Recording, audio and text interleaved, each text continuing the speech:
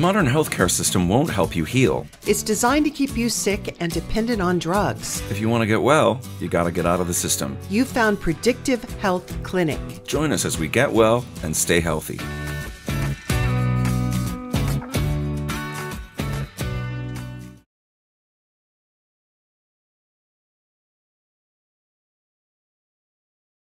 Hey, thanks for joining us, folks. This is the Predictive Health Clinic podcast. I am joined today by Laurie Kennedy, who was referred to me by a mutual friend, and I'm really interested in this conversation for not just professional but also personal reasons, which we don't need to go into. So, Laurie, welcome.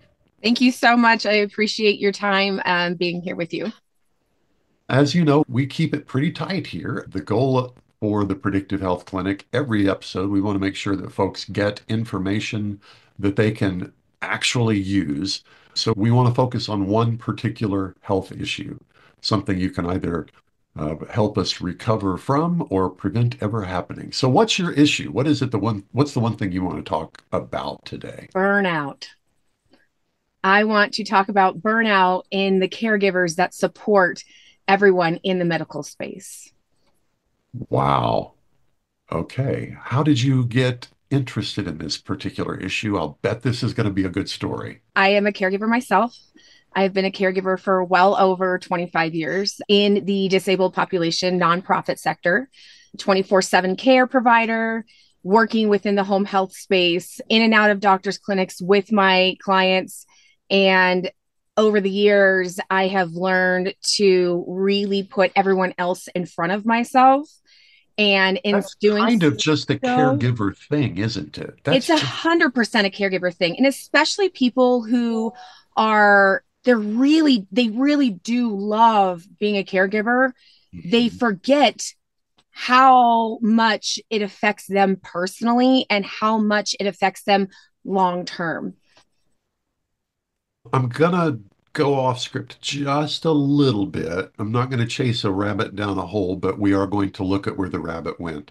Um, how has this affected you personally? After my dad passed away, I did his hospice care. I did not want anyone to touch my dad when he was in hospice. Wow. And so after I did his hospice care, I was pretty much 24/7. I think I had, in about 2 weeks, I probably had about 8 hours of sleep.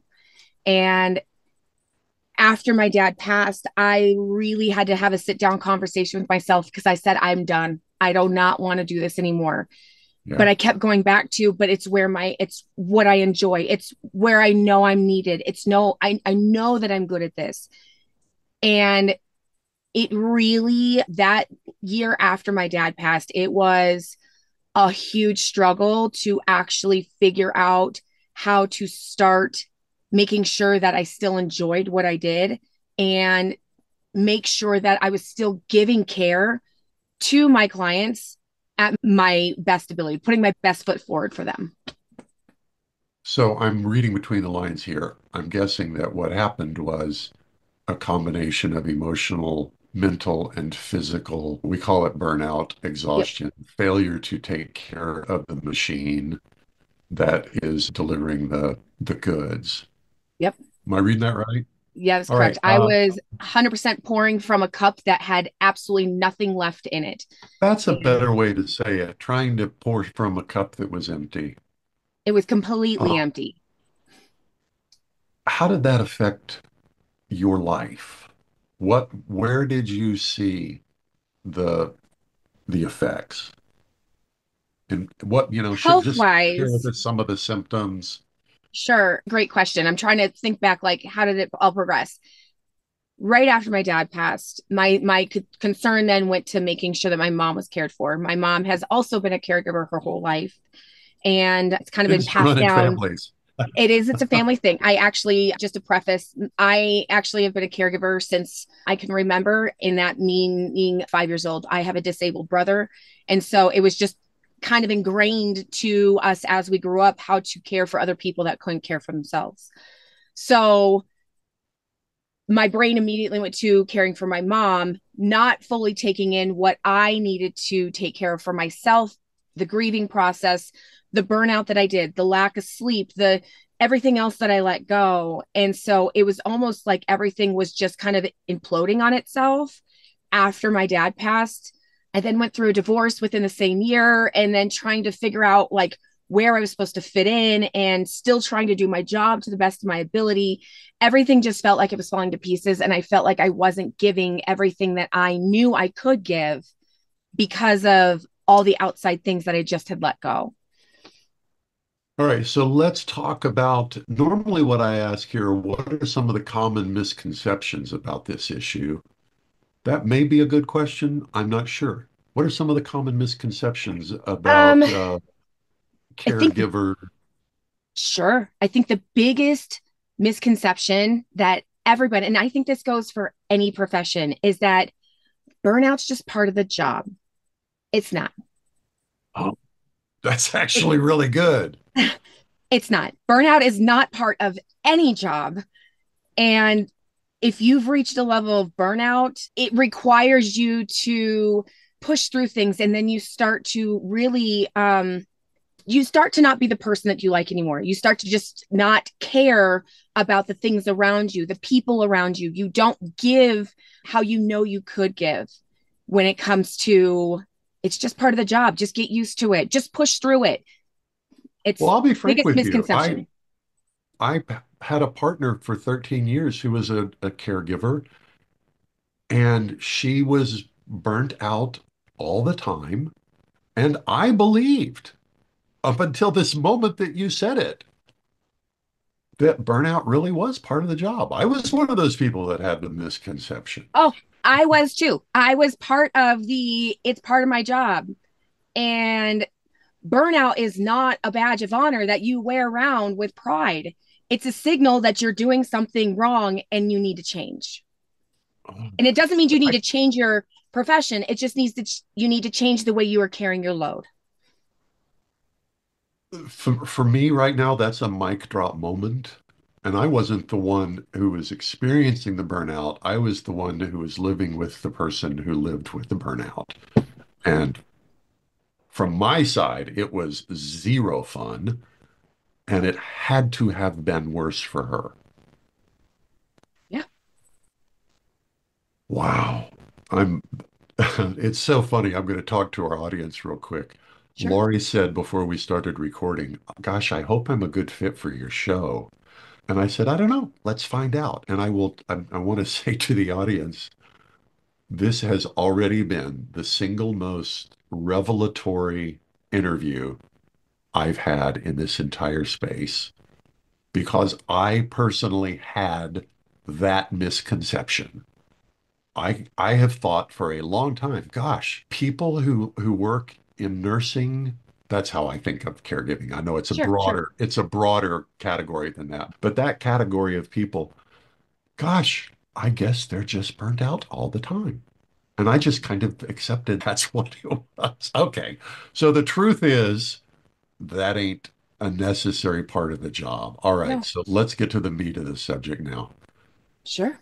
What do we got to do? What do we do differently?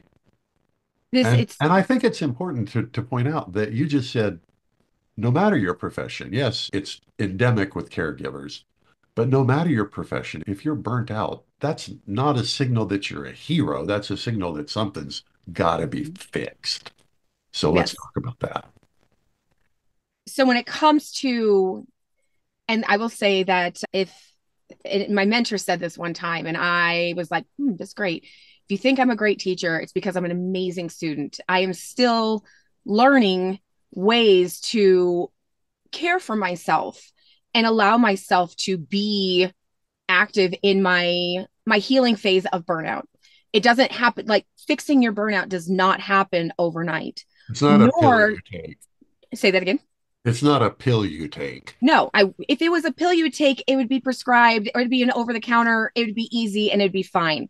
No. But you have to figure out what it is. And this, I think, is a challenge when it comes to most caregivers. You have to figure out what it is that you enjoy doing for yourself.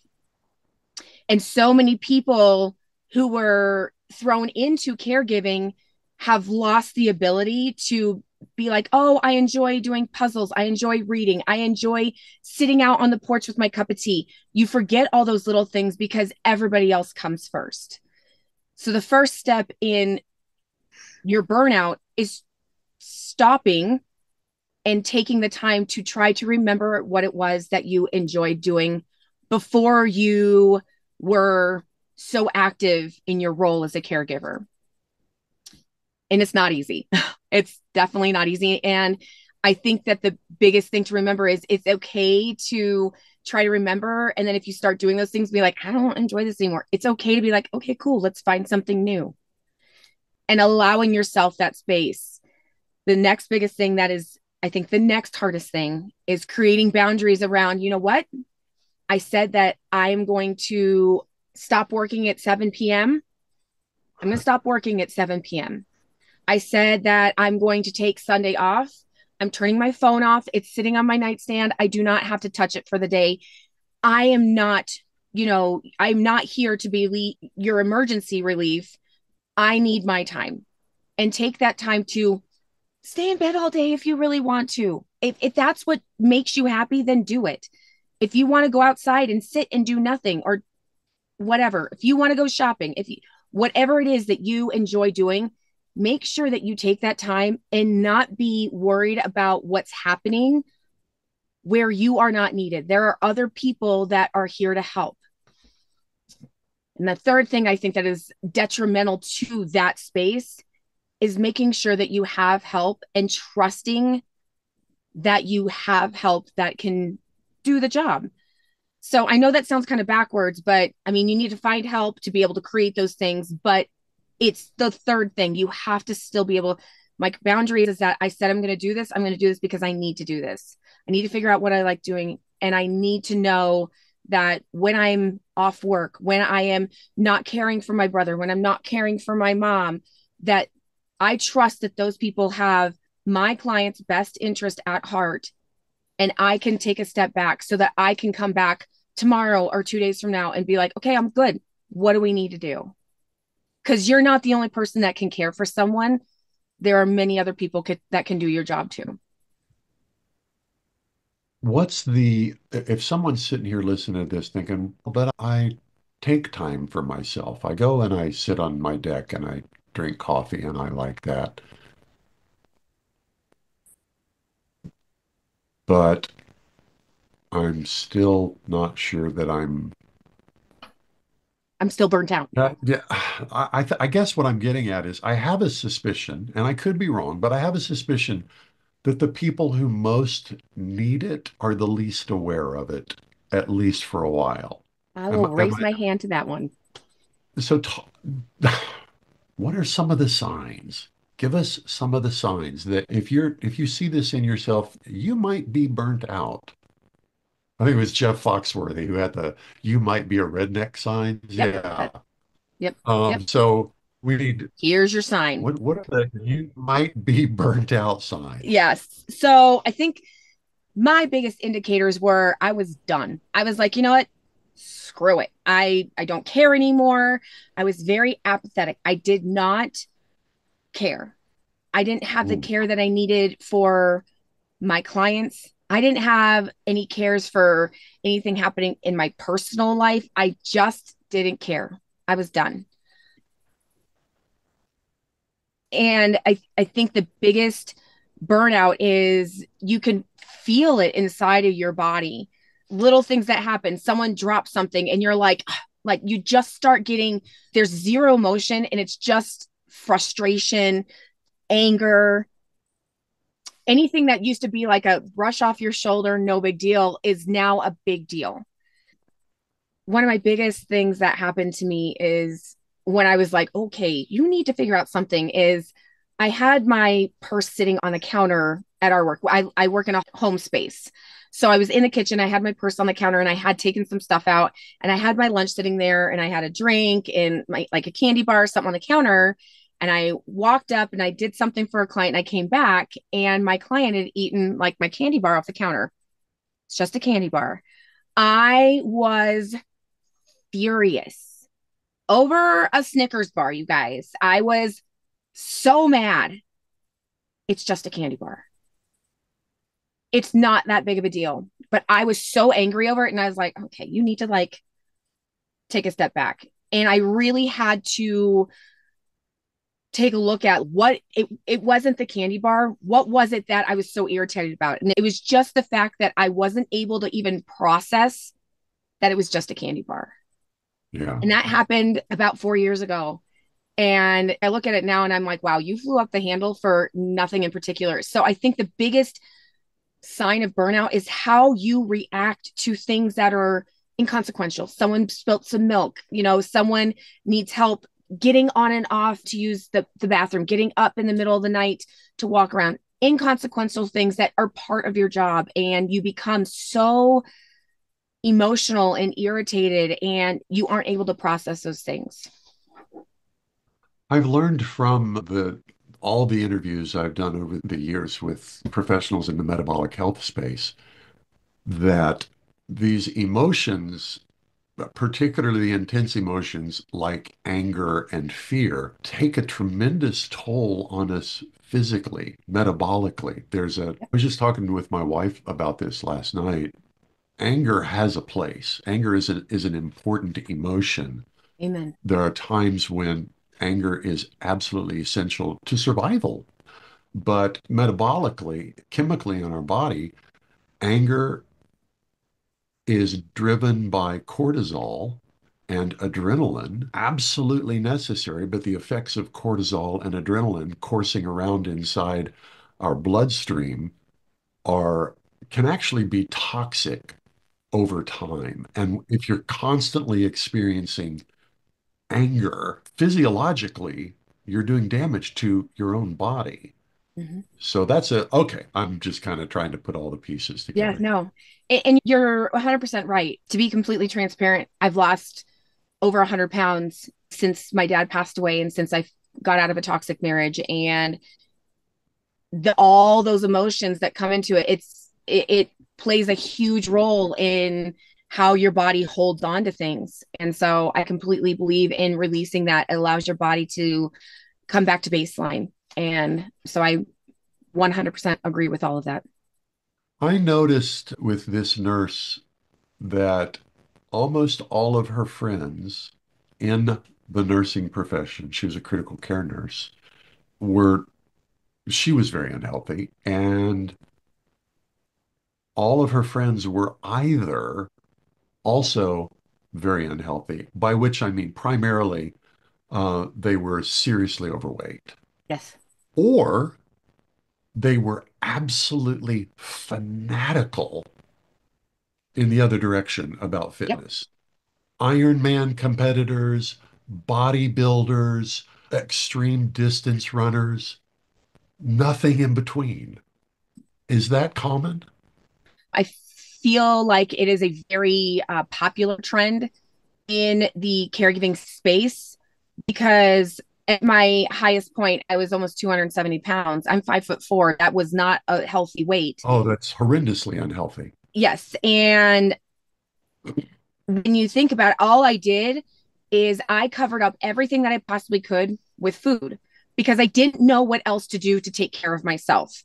And so I'd be like, oh, I'm have a day off. I want to go eat. And don't get me wrong, I still love to do that, but it's you don't do it as an enjoyment, you do it as a coping mechanism.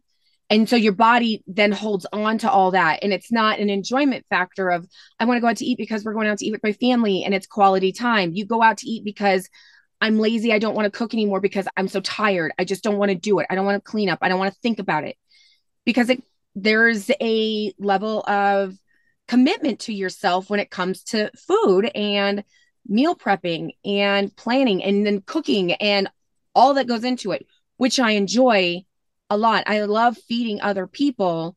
And I've learned that's one of the things that actually helps my burnout is spending that quality time doing what I love. I love cooking. I love eating, but I get to do that with other people and it's healthy. It's not a way of me going, let me go and do something doing what I love eating in a very unhealthy manner. I'm not saying that you have to give up the things you love, but you have to be able to release stuff. You have to make space to get space. And And that's, I mean, like mentally, like you have to make space, like you have to give away things. You don't need to worry about that, things like that, to actually get space so that you can actually take care of you and who you are. From the moment or the day that you recognized, I have a significant problem, I have to change it.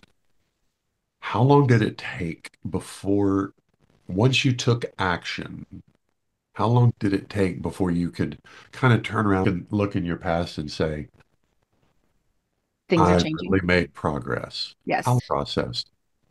Well, my, You listed three things that all kind of happened around the same time. sure. The death of your father, the end of your marriage, and then feeling the need to be the primary caregiver for your mom. So that all happened. My dad passed away December 31st. My marriage ended in September. And then my mom told me and my sister that she was contemplating suicide. And so it was it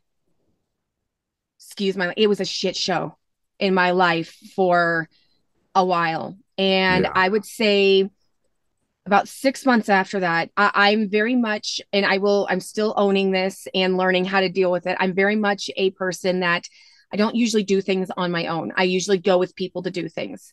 When I decided that I needed to change, I said yes to letting myself go to a empowerment conference. And I also have a makeup business, which is completely side note, but it was based for personal small business network marketing. And so I went to this. And that was really when I started to make small, incremental, like super small changes in my daily life. And they needed to be sustainable. My changes couldn't be all of a sudden everything changes and we're good. It had to be incremental. And I think Yeah. that is so important when I have a business with my business partner. It's called the 1% Society. And that is what we push. Small 1% changes that just slowly move the needle forward, because just slow changes actually make a difference. The big changes are the things that maybe make a difference but aren't sustainable. And that's the goal, is to create sustainability in what you are doing so that you can keep going and doing the things you enjoy.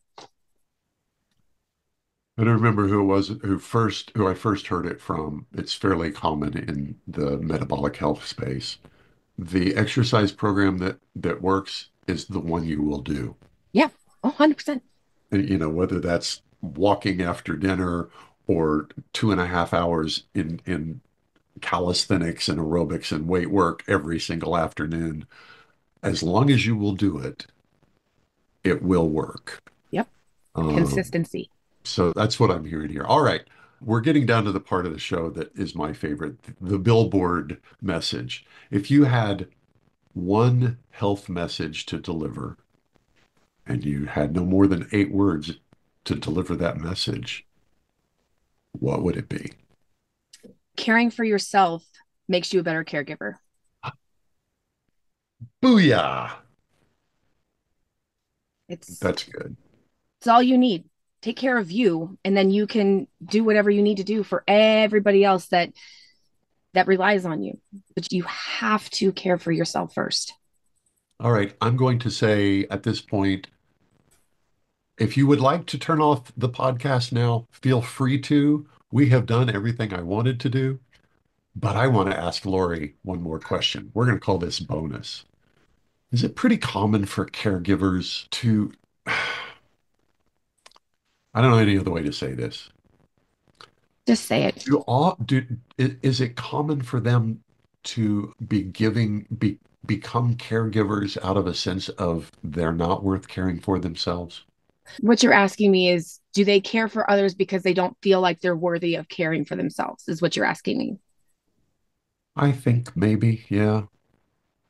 Mm, I saw a lot of dysfunction expressed both physically and I, emotionally, and I, not being able to be inside other people's minds. It was just like, sure.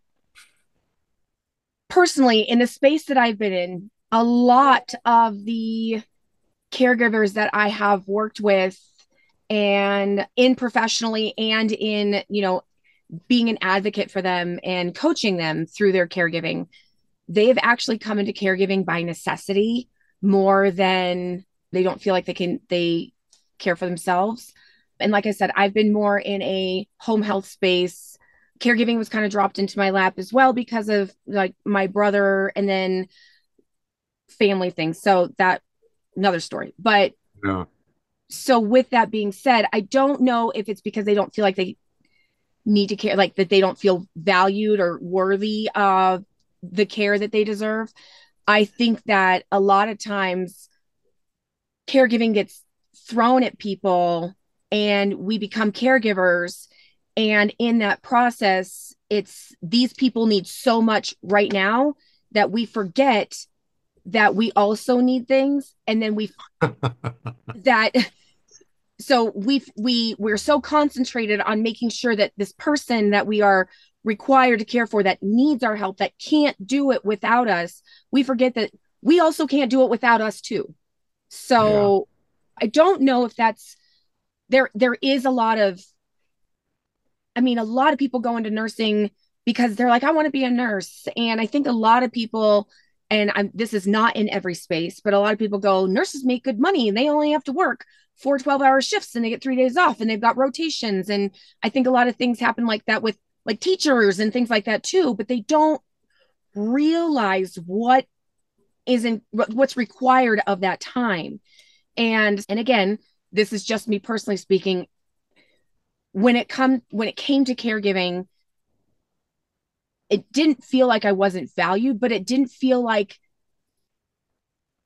I might jumble this up a little bit. When having cared for, my parents started a group home for the disabled population when I was young in 1988.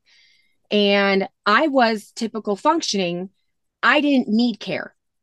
I was self sufficient. Guys, I was like 5 6 7, but I didn't need the care they needed. So it got passed off to me that you don't need as much and you can give more because you're able bodied.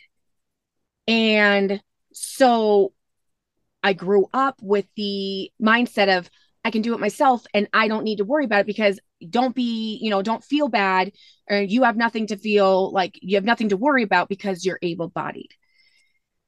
And that gets put on you and put on you, and it doesn't feel like you need care then. So it's not that I didn't feel I was worthy of it. I didn't feel that I needed it. And Right. then when it came to a point where it was like, my world is exploding, I do not know what to do. I didn't know how to take care of myself. I knew how to take care of everyone else, but I didn't know what I was supposed to do with me. And I feel like that's how my very short story, that's how my caregiver journey came to fruition. But it also led me to believe, and for the longest time, I believed that burnout's just part of the job. This is just part of the job. Get used to it. And it took me a while to get to the point where no, it's not. And I'm really trying to teach people that it's not part of the job and you can still love your job and you can still be a caregiver and still be able to care for yourself and give yourself the things you need. You can still be a caregiver and give care to yourself. What a concept. I it is it's for believe it or not, it is a new concept. Believe it or not. Wow. I'm really glad we had this conversation. I really am. Laurie, I think you have expanded your work to actually help folks in the caregiving professions. How do folks contact you if they want more information? I am available on all social media platforms. I shouldn't say all: Facebook, Instagram, TikTok, and also my website. It's all under The Real Laurie Kennedy, and you can find me there. You can DM me. I am easily gotten a hold of on social medias, and there's also availability on my website to email me and stuff like that. So very easy to get a hold of, and I'm very responsive because I know how important the work is. I can imagine. So Laurie, thanks for being with us today. I The appreciate you, Real Jack, and Laurie thank you, everyone. Kennedy, The Real Laurie Kennedy revolutionized.com, and you can get to all the other things that way. Thanks for joining us. I'll remind the audience all this contact information will be available in the show notes. We're glad you were with us, and we'll talk to you next time. Are you a healthcare practitioner eager to escape the grind of corporate medicine? Are you ready to make a massive difference in your world? Listen up. We are the Wizard of Ads. For 40 years, we've created dominant brands in a variety of industries. Now, we're bringing our magic to healthcare. We're seeking one extraordinary healthcare practitioner to help us build the first national brand in direct primary care.